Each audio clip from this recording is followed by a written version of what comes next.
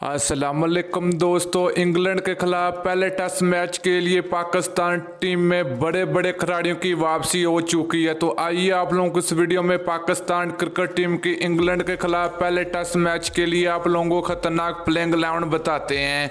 लेकिन उससे पहले अगर आपने अभी तक चैनल को सब्सक्राइब नहीं किया तो बराए मेहरबानी फ्री में चैनल को सब्सक्राइब करके साथ लगी बेल आइकन जरूर इनेबल कर देनी है, ताकि आप लोगों को क्रिकेट से जुड़ी हर खबर सबसे पहले और वक्त पर मिलती रहेगी। चलिए दोस्तों, बगैर की आपका कीमती वक्त ज़ाया किए आपको बताते चले कि पाकिस्तान और इंग्लैंड के दरमियान पहला टेस्ट मैच 5 अगस्त 2020 को खेला जाएगा। तो चलिए दोस्तों, पाकिस्तान टीम की 11 रुकनी टीम देख लेते हैं पहले टेस्ट मैच के लिए। तो बात करें पहले नंबर की तो शान मकसूद होंगे। इनके अलावा दूसरे खिलाड़ी की बात करें तो पाकिस्तान टीम के टेस्ट कप्तान अजहर अली होंगे। नंबर 3 की बात करें तो पाकिस्तान टीम के ज़बरदस्त बल्लेबाज अशरफ शफीक होंगे। नंबर 4 पाकिस्तान टीम के खतरनाक बल्लेबाज बाबर आजम होंगे। नंबर 5 पाकिस्तान टीम के ज़बरदस्त बल्लेबाज फवाद आलम की वापसी हुई है।